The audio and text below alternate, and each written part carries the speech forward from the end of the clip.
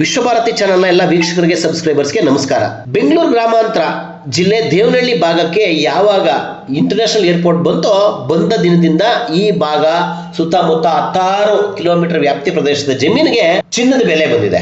ಬೆಲೆ ಬಂದ ನಂತರದಲ್ಲಿ ರಿಯಲ್ ಎಸ್ಟೇಟ್ ಆಕ್ಟಿವಿಟೀಸ್ ಸಹ ಜಾಸ್ತಿ ಆಗಿ ದೊಡ್ಡ ದೊಡ್ಡ ಪ್ರಾಜೆಕ್ಟ್ಗಳು, ಅಪಾರ್ಟ್ಮೆಂಟ್ಸ್ ಕಟ್ತಕ್ಕಂಥವ್ರು, ವಿಲ್ಲಾಗಳು ನಿರ್ಮಾಣ ಮಾಡೋವಂಥವ್ರು, ದೊಡ್ಡ ದೊಡ್ಡ ಕಂಪನಿಗಳು ಎಲ್ಲವೂ ಸಹ ಈ ಭಾಗಕ್ಕೆ ಬಂದಿರೋದ್ರಿಂದ ಎಲ್ಲರೂ ಸಹ ಇಲ್ಲಿ ಲೇಔಟ್ ಮಾಡ್ಕೋಬೇಕು, ಮನೆ ಕಟ್ಕೋಬೇಕು, ಇಲ್ಲಿ ನಾವು ಬಿಸ್ನೆಸ್ ಮಾಡಬೇಕು ಅಂತಾನೆ ಪ್ರಯತ್ನ ಪಡ್ತಾ ಇದ್ದಾರೆ. ದೇವನಹಳ್ಳಿ ತಾಲೂಕು ದೊಡ್ಡಚೀಮನಹಳ್ಳಿ ಸರ್ವೆ ನಂಬರ್ 86ರಲ್ಲಿ 106 ಎಕರೆ ಸರ್ಕಾರಿ ಗೋಮಾಳ ಇದೆ. ಈ ಗೋಮಾಳ ಜಮೀನನ್ನ ಸರ್ಕಾರ ಈಗಾಗಲೇ 100 ಜನರಿಗೆ ಮಂಜೂರು ಸಹ ಮಾಡಿದೆ.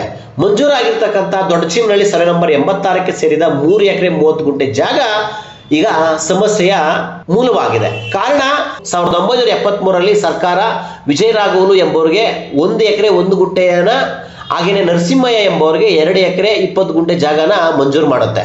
ಜಮೀನು ಮಂಜೂರುದಾರರು ನಂತರ ಏನು ಮಂಜೂರಾಗಿರ್ತಕ್ಕಂಥ ಜಮೀನಿಗೆ ಸೂಕ್ತ ದಾಖಲೆಗಳನ್ನ ಅಂದ್ರೆ ಖಾತಾ ಮಾಡಿಸ್ಕೊಂಡಿರಲ್ಲ, ಅದ್ಬಸ್ತ್ ಮಾಡಿಸ್ಕೊಂಡಿರಲ್ಲ, ಪೋಡಿ ಮಾಡಿಸ್ಕೊಂಡಿರಲ್ಲ. ಇದನ್ನೇ ಬಂಡವಾಳ ಮಾಡಿಕೊಂಡಂತಹ ಕೆಲವರು ಬಲಾಢ್ಯರು ಅಥವಾ ರಿಯಲ್ ಎಸ್ಟೇಟ್ ಆಕ್ಟಿವಿಟಿದಾರರು ಈ ಜಮೀನನ್ನ ಕಬಳಿಕೆಗೆ ಯತ್ನಿಸ್ತಾ ಇದ್ದಾರೆ. ರಾಜ್ಯ ಸರ್ಕಾರದ ಪ್ರಭಾವಿ ರಾಜಕಾರಣಿ ಮತ್ತು ಅವರ ಕುಟುಂಬದವರು ನಮಗೆ ಕಿರುಕುಳ ನೀಡ್ತಾ ಇದ್ದಾರೆ, ಜಮೀನಲ್ಲಿ ಕಟ್ಟಿದ್ದ ಮನೆಯನ್ನ ನಾಶಪಡಿಸಿ ತೊಂದರೆ ಕೊಟ್ಟಿದ್ದಾರೆ ಅಂತೇಳಿ ಗಂಭೀರವಾದ ಆರೋಪ ಮಾಡಿದ್ದಾರೆ. ಈ ಆರೋಪಕ್ಕೆ ಸಂಬಂಧಪಟ್ಟಂತೆ ನಾವು ಎದುರುದಾರರನ್ನ ಕೇಳಲಾಗಿ ನಾವು ಈಗಾಗಲೇ ಈ ಜಮೀನಿಗೆ ಸಂಬಂಧಪಟ್ಟಂತೆ 3-4 ಕೈಗಳನ್ನ ಈ ಜಮೀನು ಬದಲಿಸಿದೆ. ನಾವು ಸಹ ಗುಜರಾತ್ ಮೂಲದ ಒಬ್ಬರ ಕಡೆಯಿಂದ ಈ ಜಮೀನನ್ನ ಸೂಕ್ತ ದಾಖಲೆಗಳನ್ನು ಪರಿಶೀಲನೆ ಮಾಡಿ ಖರೀದಿ ಮಾಡಿದ್ದೇವೆ. ಇವಾಗ ಇವರು ಬಂದಿರತಕ್ಕಂಥ ಗಲಾಟೆ ಮಾಡಿ ಪ್ರೊಟೆಸ್ಟು, ಹೋರಾಟ ಅಂತ ಮಾಡ್ತಾ ಇರೋರೆಲ್ಲ ದುಡ್ಡಿಗಾಗಿ ಈ ರೀತಿಯ ಪ್ರತಿಭಟನೆಗಳು ಮಾಡ್ತಾ ಏನಾದರೂ ದುಡ್ಡು ಕೊಡ್ತಾರೆ ಅನ್ನೋ ನೆಪ ಇಟ್ಕೊಂಡು ಈ ರೀತಿ ಕೇಳ್ತಾ ಇದ್ದಾರೆ ಅನ್ನೋ ಉತ್ತರ ಸಹ ಅವರಿಂದ ಬಂದಿರತಕ್ಕಂಥದ್ದು. ಯಾರು ಆರೋಪ ಮಾಡಲಿ, ಯಾರು ಪ್ರತ್ಯಾರೋಪ ಮಾಡಲಿ, ಯಾರು ಉತ್ತರ ಕೊಡಲಿ, ಯಾರು ಕೊಡದೇ ಇರಲಿ, ಸೂಕ್ತ ದಾಖಲೆಗಳ ಜೊತೆ ಸಕ್ರಮವಾಗಿದ್ದರೆ ಏನು ತೊಂದರೆ ಒಳಗಾಗಿರ್ತಕ್ಕಂಥ ಕುಟುಂಬ ಕಾನೂನು ಹೋರಾಟ ಮಾಡಲಿ. ಯಾರು ತಪ್ಪಾಗಿದೆ ಅವ್ರಿಗೆ ಶಿಕ್ಷೆ ಆಗಲಿ, ಯಾರಿಗೆ ನೊಂದಿದ್ದಾರೆ ಅವ್ರಿಗೆ ನ್ಯಾಯ ಸಿಗುವಂತಾಗಲಿ. ಏನಿವತ್ತು ದೇವನಹಳ್ಳಿ ತಾಲೂಕು ಕುಂದಣ ಹೋಬಳಿ ದೊಡ್ಡಚೀಮನಹಳ್ಳಿ ಗ್ರಾಮದ ಸರ್ವೆ ನಂಬರ್ 86ರಲ್ಲಿ ಏನಿವತ್ತು ಲಿಟಿಗೇಷನ್ ಅಂತ ಮಾಡಿಕೊಂಡು ಇವತ್ತು ರಾಜಕೀಯದವರು, ವ್ಯಕ್ತಿಗಳು, ಭೂಮಾಫಿಯಾದವರು ಇವತ್ತು ಬಂದು ಅಮಾಯಕ ಓನರ್ಗಳನ್ನ ಇವತ್ತು ಪೀಡಿಸ್ತಾ ಇದ್ದಾರೆ. ಅದ್ರ ಬಗ್ಗೆ ಇವತ್ತು ನಾವು ಧ್ವನಿ ಎತ್ತೋದಕ್ಕೆ ಬಂದಿದ್ದೀವಿ. ಏನು ಅಂತಂದರೆ, ಇವತ್ತು 1973ನೇ ಇಸ್ವಿಯಲ್ಲಿ ಸರ್ಕಾರ ವಿಜಯರಾಘವಲು ಅವರಿಗೆ 1 ಎಕರೆ 10 ಗುಂಟೆ, ಅದೇ ರೀತಿ ನರಸಿಂಹಯ್ಯರವರಿಗೆ 2 ಎಕರೆ 20 ಗುಂಟೆ ಜಮೀನನ್ನು ಮಂಜೂರು ಮಾಡಿ ಆದೇಶ ಮಾಡಿತ್ತು. ಅದು ಉಪವಿಭಾಗಾಧಿಕಾರಿ ಕೋರ್ಟು ದೇವನಹಳ್ಳಿ ಅಲ್ಲಿ ಆಗಿತ್ತು. ತದನಂತರ ಇವರು ಹೋಗಿ ಪತ್ರವನ್ನು ಕೊಟ್ಟಂಥ ಸಂದರ್ಭದಲ್ಲಿ ಪಹಣಿ ಸಹ ಇವರ ಹೆಸರಿನಲ್ಲಿ ಕೊಟ್ಟರು. ಆ ಪಾಣಿಯನ್ನು ಸಹ ಇವತ್ತು ತೋರ್ಸೋಕ್ಕೆ ನಾನು ಇಷ್ಟಪಡ್ತೀನಿ. ಪಾಣಿ ವಿಜಯರಾಘವಲು 1 ಎಕರೆ 10 ಗುಂಟೆ ಮತ್ತು ನರಸಿಂಹಯ್ಯ ಅವರಿಗೆ 2 ಎಕರೆ 20 ಗುಂಟೆ ಮಂಜೂರು ಮಾಡಿ ಪಾಣಿ ಸಹ ಕೊಟ್ಟರು. ಪಾಣಿ ಸಹ ಕೊಟ್ಟ ನಂತರ ಇವರು ಏನು ಈಗ ಬೆಳೆಗಳನ್ನ ರಾಗಿ ಬೆಳೆದ್ರು ಅವೆಲ್ಲ ಮಾಡ್ಕೊಂಡು ಹಂಗೆ ಬರ್ತಾಯಿದ್ರು. ಕುಟುಂಬದವರು ಸಹ ಎಲ್ಲರೂ ಸಹ ಇಲ್ಲಿದ್ದರು, ತಾವು ನೋಡ್ಬೋದು. ಅದೇ ರೀತಿ ಈ ಒಂದು ಜಮೀನಲ್ಲಿ ಬೆಳೆದಂಥ ಜಮೀನುಗಳನ್ನ ಶೇಖರಣೆ ಮಾಡೋ ಉದ್ದೇಶದಿಂದ ರಾಗಿ ಶೇಖರಣೆ ಮಾಡೋದಕ್ಕೆ ಈ ಒಂದು 10x10 ಒಂದು ಏನಿವತ್ತು ಶೆಡ್ಡನ್ನು ಕಟ್ಟಿದ್ರು. ಆ ಶೆಡ್ಡನ್ನು ಕಟ್ಟಿ ಇವರು ವಾಸಿಸ್ತಾ ಇದ್ರು. ಪ್ಲಸ್ ಅವ್ರು ಶೇಖರಣೆ ಮಾಡಿದಂಥ ರಾಗಿಯನ್ನು ಸಹ ಇಲ್ಲಿ ಇಡ್ತಾಯಿದ್ರು. ಆದರೆ ಏಕಾಏಕಿ ಇವರು ಖಾತೆಯನ್ನು ಮಾಡಿಕೊಡಿ, ಮಂಜೂರಾತಿ ಪತ್ರವನ್ನು ಕೊಡಿ ಅಂತ ತಹಸೀಲ್ದಾರ್ ಕೋರ್ಟ್ಗೆ ಮತ್ತು DC ಅವರಿಗೆ ಅಹವಾಲು ತಿಳಿಸಿದಾಗ ಇವರೇನು ಮಾಡಿದ್ರು, 2007 ಏನಿವತ್ತು ರಿಜಿಸ್ಟರ್ ಇವತ್ತು ಸರ್ವೆ ನಂಬರ್ 86 ಇದೆ, ಆ ಒಂದು ರಿಜಿಸ್ಟ್ರನ್ನೇ ಕಾಣೆ ಮಾಡಿದ್ದಾರೆ. ಯಾರು? ತಾಲೂಕು ಆಫೀಸ್ನಲ್ಲಿ ಕೇಳಿದಂಥ ಸಂದರ್ಭದಲ್ಲಿ ಅಲ್ಲಿದೆ ಇಲ್ಲಿದೆ ಅಂತ, ಇವತ್ತು ಬನ್ನಿ ಅವತ್ತು ಬನ್ನಿ ಅಂತ ಸಹ ಹಂಗೆ ಹೇಳ್ತಾ ಇದ್ದಾರೆ ಸಬೂಬುಗಳು. ನಾನು ಮುಖ್ಯವಾಗಿ ಇವತ್ತು ಏನು ಹೇಳ್ತಾ ಇದ್ದೀನಿ ಅಂತಂದರೆ, ಇವತ್ತು ಅಮಾಯಕರ ಒಂದು ಜಮೀನನ್ನು ಕಿತ್ತುಕೊಂಡು ತಿನ್ನೋಷ್ಟು ನೀವು ಅಷ್ಟು ಬಡವರಾಗಿದ್ದೀರಾ ಭೂಮಾಫಿಯಾದವರು.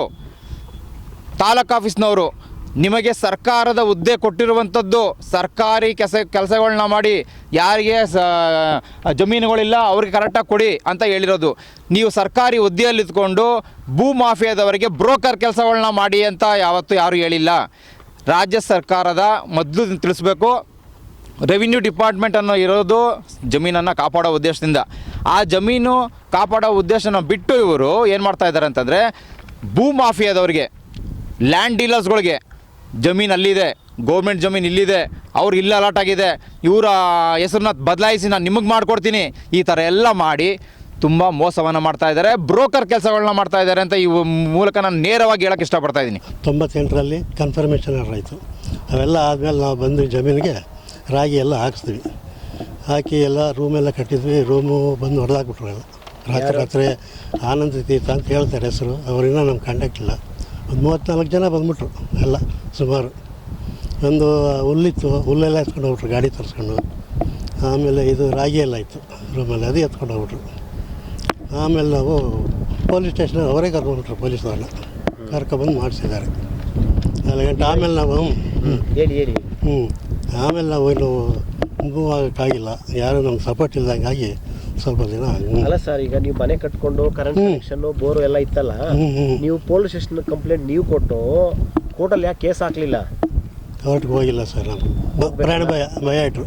ಏನಂತ? ಅವರು ಅವ್ರಿಗೆ ಇದಕ್ಕೆ ಹೋದರೆ ಪ್ರಾಣ ದೌರ್ಜನ್ಯ ಅಲ್ಲಿ ಹೋಗ್ರಿ ಮಾಡಿದ್ದಾರೆ.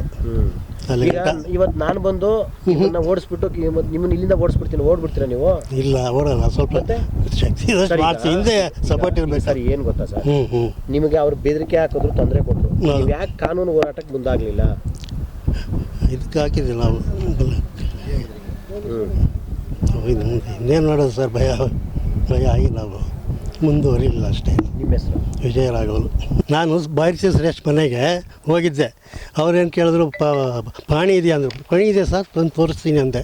ಕೇಸ್ ಹಾಕೋ ಹೋದ್ರು. ಅಷ್ಟೇ. ಅವಾಗ ಈ ಗಲಾಟೆ ಮಾಡಿದ ತಕ್ಷಣ ಹೋಗಿ ಬೈರ್ಸಿ ಕಾಂಟ್ಯಾಕ್ಟ್ ಮಾಡಿದೆ ನಾನು. ಅವ್ರು ಇದ್ಕೊಂಡು ಪಾಣಿ ಇದೆಯಾ ಅಂದರು. ಇದೆ ಅಂದೆ. ಇದ್ರೆ ಕೇಸ್ ಹಾಕೋ ಹೋಗು, ಬೇಕಾದ್ರೆ ತಂದು ತೋರಿಸ್ತೀನಿ ಸರ್ ಪಾಣಿ ಅಂದೆ. ಕೇಸ್ ಹಾಕೋ ಹೋಗು ಅಂತ ಅಷ್ಟು ಮಾತ್ರ ಹೇಳಿದ್ರು.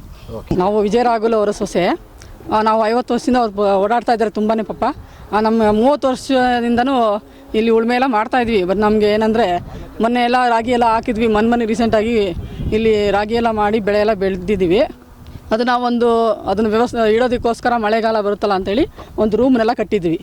ಆ ರೂಮನ್ನು ಯಾರೋ ಬಂದು ಒಂದು 30 ಜನ ಬಂದು ಅದನ್ನೆಲ್ಲ ರಾಗಿನೆಲ್ಲ ಹೊತ್ಕೊಂಡು ಮನೆಯೆಲ್ಲ ಡೆಮಾಲಿಷ್ ಮಾಡಿ ಹೋಗಿದ್ದಾರೆ. ಹಾಗಾಗಿ ನಮಗೆ ತುಂಬ ಭಯನೇ ಹೇಳ್ಬೇಕಂದ್ರೆ. ಯಾಕಂದ್ರೆ ನಮಗೆ ಈ ಓಡಾಟ ಎಲ್ಲ ಸ್ವಲ್ಪ ಕಷ್ಟನೇ, ಗೊತ್ತಿಲ್ಲ ಪೊಲೀಸರು ಎಲ್ಲನೂ ನಮಗೆ. ಹಾಗಾಗಿ ನಾವು ಯಾರ ಮೇಲೂ ಕಂಪ್ಲೇಂಟು ಮಾಡೋಕ್ಕೆ ಹೋಗಲಿಲ್ಲ. ನಮ್ಮ ಮಾವವರು ಓಡಾಡಿದ್ದಾರೆ, ನಮ್ಮ ಮನೆಯವರು ಮೈದಾ ಎಲ್ಲ ಓಡಾಡಿ ಮಾಡ್ತಾಯಿದ್ದಾರೆ. ಮುಂದಕ್ಕೇನೋ ನಮಗೊಂದು ಸ್ವಲ್ಪ ಸಹಾಯ ಮಾಡಿ. ಯಾರು ಭೈರತಿ ಸುರೇಶನವರು ಯಾರು ನಮಗೆ ಅವ್ರನ್ನ ನೋಡಿದ್ದೀವಿ ಮಿನಿಸ್ಟ್ರ್ ಅಂತ. ಬಟ್ ನಾವು ಅವ್ರನ್ನ ಕೇಳ್ಕೊಳ್ಳೋದು ಇಷ್ಟೇ. ನಮ್ಮ ಥರ ಎಷ್ಟೋ ಜನ ಕುಟುಂಬದವ್ರು ಇದ್ದಾರೆ, ತುಂಬ ತೊಂದರೆಲಿದ್ದಾರೆ. ಹಾಗಾಗಿ ನಮ್ಮ ಮಕ್ಳಿಗೆ ನಾವು ಮುಂದೆ ಫ್ಯೂಚರ್ ಕೊಡಬೇಕು, ಇರೋದಿದೊಂದೇ ನಮಗೆ ಆಧಾರ. ದಯವಿಟ್ಟು ನಮಗೆ ಸಹಾಯ ಮಾಡಿ. ಅಲ್ಲ, ನಿಮಗೆ ಇದಲ್ದಿರ ಇನ್ನೂ ಬೇಜಾನ್ ಕಡೆ ನಿಮಗೆ ಇದೆ ಆಸ್ತಿ ಎಲ್ಲ ಇರ್ಬೋದು, ನಮಗಿಲ್ಲ, ಇರೋದಿದೊಂದೇ. ದಯಮಾಡಿ ನಮ್ಮದು ಏನಿದೆ ನಮಗೆ ಬಿಟ್ಕೊಡಿ ಅಂತ ನಾವು ಕೇಳ್ಕೊತಾ ಇದ್ದೀವಿ. ಹಾಗಾಗಿ ನಮಗೆ ಈ ಕಾನೂನು, ಈ ಪೊಲೀಸು ಇವೆಲ್ಲ ನಾವು ನೋಡಿಲ್ಲ. ನಮ್ಮ ಕುಟುಂಬದವ್ರೆ ಅಂಥವ್ರು ಅಲ್ಲೇ ಅಲ್ವಾ. ಹಾಗಾಗಿ ಬೇಡ್ಕೊತಾ ಇದ್ದೀವಿ, ಏನೋ ನಮ್ಮ ಮೇಲೆ ದಯ ಮಾಡಿ ನಮಗೆ ಒಂದು ಒಳ್ಳೆ ರೀತಿಯಲ್ಲಿ ಇದನ್ನು ನಡೆಸ್ಕೊಡಿ ಅಂತ ನಾವು ಕೇಳ್ಕೊತಾ ಇದ್ದೀವಿ. ನಮ್ಮ ಹೆಸರು ಶಾಂತಿ ಅಂತ. ಹೆಸರು ವಸಂತರಾವ್ ಚವಾಣ್ ಅಂತ. ನಾನು ವಾಯ್ಸ್ ಆಫ್ ಪೀಪಲ್ ಸಂಸ್ಥೆ ಅಧ್ಯಕ್ಷ.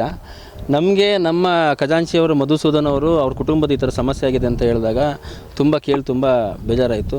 ನಾನು ಕೂಡ ಸರಿ ಇದು ಡಾಕ್ಯುಮೆಂಟ್ ತೆಗೆಸಿ ಅಂದ್ಬಿಟ್ಟು RTಯಲ್ಲಿ ಹಾಕಿ ತಹಶೀಲ್ದಾರ್ ಅನಿಲ್ ಅವ್ರಿಗೂ ಕೂಡ ಭೇಟಿ ಮಾಡಿ ಎಲ್ಲ ಮಾಡಿದ್ವಿ. 6 ತಿಂಗಳಾಯಿತು. ಇದುವರೆಗೂ ಅವರು ನಮಗೆ ಯಾವುದೇ ರೀತಿ ಹಿಂಬರಹನೂ ಕೊಡ್ತಾಯಿಲ್ಲ. ಆ ತಹಶೀಲ್ದಾರು ಅನಿಲನವರು ಫೋನು ತೆಗಿಯಲ್ಲ. ಇದ್ರ ಬಗ್ಗೆ ಮಾತಾಡೋಕ್ಕೆ ಹೋಗ್ತೀವಿ ಅಂತಂದರೆ ಸಿಗೋದು ಇಲ್ಲ, ಅಷ್ಟು ಬ್ಯುಸಿ ಆಗಿದ್ದಾರೆ. ನನ್ನ ಪ್ರಕಾರ ಇವರೆಲ್ಲ ಈ ಭೂ ಮಾಫಿಯಾ ಜೊತೆ ಸೇರ್ಕೊಂಡಿದ್ದಾರೆ, ಮಿಂಗಲ್ ಆಗಿದ್ದಾರೆ ಅಂತ ಅನಿಸುತ್ತೆ. ಇಲ್ಲೇನಂತಂದರೆ ಇವರು ವಿಜಯ ರಾಘುಲು ಮತ್ತು ನರಸಿಂಹಲ್ಲು ಅಂತ ಏನಿದ್ದಾರೆ, ಅವ್ರಿಗೆ 3 ಎಕರೆ 30 ಕುಂಟೆ ಅವತ್ತಿನ AC ಕೋರ್ಟು ಇದನ್ನು ವಿಚಾರಣೆ ಮಾಡಿ ತಹಶೀಲ್ದಾರ್ದೊಂದು ಸಮಿತಿ ಮಾಡಿ ಇವ್ರಿಗೆ ಗ್ರ್ಯಾಂಟ್ ಮಾಡಿಕೊಡಿ ಅಂತ ಒಂದು ಇದು ಮಾಡಿತ್ತು. ಅದೇ ಪ್ರಕಾರ ಆಗಿನ ತಹಶೀಲ್ದಾರು ಇದ್ರ ನಡುವಳಿಲ್ಲ ಮಾಡಿ ನಡುವಳಿಲಿ ಬರೆದಿದ್ದಾರೆ, ಇಲ್ಲಿ ಇವರು ಅನುಭವಿಸ್ತಾ ಇದ್ದಾರೆ, ಸೊ ಇವ್ರಿಗೆ ನಾವು ಮಾಡಿಕೊಡ್ಬೋದು ಅಂತ. ಸೊ ಅವತ್ತಿನ ತಹಶೀಲ್ದಾರು ಲಂಚ ಕೇಳಿದ್ರು. ಲಂಚ ಕೇಳೋದಕ್ಕೆ ಇವ್ರೇನು ಮಾಡಿದ್ರು, ವಿಜಯ ರಾಘುಲು ಮತ್ತು ನರಸಿಂಹಲು ಸೀದಾ ಲೋಕಾಯುಕ್ತಕ್ಕೆ ಹೋಗಿ ಕಂಪ್ಲೇಂಟ್ ಕೊಟ್ಟರು. ಕಂಪ್ಲೇಂಟ್ ಕೊಟ್ಟ ಮೇಲೆ ಏನಾಯಿತು, ಅದು ಸಾಕ್ಷಿ ಆಧಾರ ಇಲ್ಲದೆ ಅದು ಸದ್ಯಕ್ಕೆ ಕ್ಲೋಸ್ ಆಗಿದೆ. ಬಟ್ ಏನಪ್ಪ ಅಂತಂದರೆ ಆ ಕೋಪ ಇಟ್ಕೊಂಡು ಆಗಿನ ತಹಶೀಲ್ದಾರು ಅದನ್ನು ಮತ್ತೆ ಮಾಡಿಕೊಡ್ಲಿಲ್ಲ ಅವ್ರ ಹತ್ರ. ಈಗ ಇಲ್ಲಿ ತುಂಬ ಪ್ರಭಾವಿ ರಾಜಕಾರಣಿಗಳ ಹೆಸರು ಬರ್ತಾ ಇದೆ. ಇವತ್ತು ನಾವು ನೋಡಿದ್ವಿ, ಜಮೀನು ನೋಡೋಕೆ ಬಂದು ಇಲ್ಲಿ ಸೆಕ್ಯೂರಿಟಿ ಗಾರ್ಡ್ಗಳಿದ್ದಾರೆ. ಯಾರಪ್ಪ ನೀವು ಸೆಕ್ಯೂರಿಟಿ ಗಾರ್ಡ್ ಕಡೆಯವರು ಅಂತಂದರೆ ಆನಂದ ತೀರ್ಥ ಅಂತೆ. ಯಾರೋ ಆನಂದ ತೀರ್ಥ ಅನ್ನೋನು ಪುಣ್ಯಾತ್ಮ ಬಂದು ಇಲ್ಲೆಲ್ಲಾರ್ದು ತುಂಬ ಭೂ ಹಗರಣ ಮಾಡ್ತಾ ಇದ್ದಾನೆ, ಭೂನ ಕಬಳಿಸ್ತಾ ಇದ್ದಾನೆ ಅಂತ ವಿಷಯ ಬಂತು. ಆಮೇಲೆ ಯಾರಪ್ಪ ಆನಂದ ತೀರ್ಥ ಮೇಲೆ ಯಾರಪ್ಪ ಇರೋದಾರೆ ಅಂತಂದರೆ ಸಂಜಯ್ ಸುರೇಶ್. ಯಾರು ಸಂಜಯ್ ಸುರೇಶ್ ಯಾರು ಅಂತ ಗೊತ್ತಿಲ್ಲೋ ನಿಮಗೆ ಅಂತಂದ. ನಾನು ಮುಖ್ಯಮಂತ್ರಿನ PM ಅಂದ್ಕೊಂಡೆ. ಯಾರು ಸಂಜಯ್ ಸುರೇಶ್ ಅಂದರೆ ನೋಡ್ರಿ ನಮ್ಮ ಬೈರತಿ ಸುರೇಶ್ ಅವ್ರ ಮಗ ಅಂತೆ. ಬೈರತಿ ಸುರೇಶ್ ಅವರು ಈ ಥರ ಇದಕ್ಕೆಲ್ಲ ಹೋಗ್ಬಾರ್ದು. ಒಬ್ಬರು ಮಿನಿಸ್ಟರ್ ಆಗಿದ್ದೀರಾ, ದಯಮಾಡಿ ನೀವೆಲ್ಲ ಹೋಗಬಾರ್ದು. ನೀವು ಸಿದ್ದರಾಮಯ್ಯ ಅವ್ರ ಶಿಷ್ಯ. ಸಿದ್ದರಾಮಯ್ಯ ಅವರು ಮೂಢ ಹಗರಣದಲ್ಲಿ ಹೆಂಗೆ ತಗಲಾಕೊಂಡ್ರು ಹಂಗೆ ನೀವು ತಗಲಾಕೋಕೆ ಹೋಗಬೇಡಿ. ನಾಳೆ ದಿವಸ ನೀವು ಹಿಂಗೆ ಆಡ್ತಾಯಿದ್ರೆ ಸರ್, ದಯವಿಟ್ಟು ಇದರಲ್ಲಿ ನೀವೇನಾದ್ರು ಭ್ರಷ್ಟಾಚಾರ ಏನಾದ್ರು ಮಾಡ್ತಾಯಿದ್ದೀನಿ ಅಂತಂದರೆ ಇಡೀ ಕುಂದಾಣ ಹೋಬಳಿ ಅಷ್ಟೂ ಜನನು ನಾಳೆ ನಿಮ್ಮ ಮನೆ ಮುಂದೆ ಬಂದು ಸ್ಟ್ರೈಕ್ ಮಾಡಬೇಕಾಗತ್ತೆ. ದಯಮಾಡಿ ಬಡವರ ಜಮೀನನ್ನು ನೀವು ಕಬಳಿಸ್ಕೊಳ್ಳೋಕೆ ಹೋಗಬೇಡಿ. ನಿಮ್ಮಿಂದ ಸಹಾಯ ಆಗಲಿ ಹೊರತು ನಿಮ್ಮ ಮೇಲೆ ತುಂಬ ಅಪಾರ ನಂಬಿಕೆ ಇದೆ. ದಯಮಾಡಿ ಇವತ್ತಿಗೆ ಇದನ್ನು ಸ್ಟಾಪ್ ಮಾಡಿ. ಇದನ್ನು ನಾನು ಹೇಳ್ತಾ ಇಲ್ಲ, ನಿಮ್ಮ ಸೆಕ್ಯೂರಿಟಿ ಅವರೇ ಹೇಳ್ತಾ ಇರೋದು ಸಂಜಯ್ ಸುರೇಶ್ ಅವ್ರದ್ದು ಅಂತ. ಸಂಜಯ್ ಸುರೇಶ್ ಯಾರು ಅಲ್ಲ, ಬೈರತಿ ಸುರೇಶ್ ಅವ್ರ ಮಗ ಅಂತ ಹೇಳ್ತಾ ಇದ್ದಾರೆ. ನೀವು ಇಟ್ಟಿರೋ ಸೆಕ್ಯೂರಿಟಿಗಳು ಮತ್ತು ನೀವು CC ಕ್ಯಾಮ್ರಾದಿಂದ ನನ್ನ ನೋಡ್ತಾ ನೋಡಿ, ನೋಡ್ತಾ ಇದ್ದೀರಲ್ಲ. ಸೊ ಇದೆಲ್ಲ ನಾನು ನಿಮ್ಗೆ ಡೈರೆಕ್ಟಾಗಿ ಹೇಳ್ತಾ ಇದ್ದೀನಿ, ಬೇಡ. ಜನಗಳು ತಿರುಗಿ ಬಿದ್ದರೆ ದೊಡ್ಡದಾಗತ್ತೆ. ಜಂತರ್ ಮಂತ್ರಲ್ಲಿ ಹೆಂಗೆ ನಮ್ಮ ವಿದ್ಯಾರ್ಥಿಗಳು ತಿರುಗಿ ಬಿದ್ದರು ಹಂಗೆ ನಮ್ಮ ಕರ್ನಾಟಕದಲ್ಲಿ ಜನರು ಏನಾದ್ರು ತಿರುಗಿ ಬಿದ್ದರೆ ಯಾರು ರಾಜಕಾರಣಿಗಳು ಉಳಿಯಲ್ಲ. ದಯಮಾಡಿ ಜನಗಳು ಗೆಲ್ಲಿಸಿದ್ದಾರೆ, ಅದಕ್ಕೆ ಇದು ಮಾಡ್ಕೊಂಡು ಹೋಗಿ.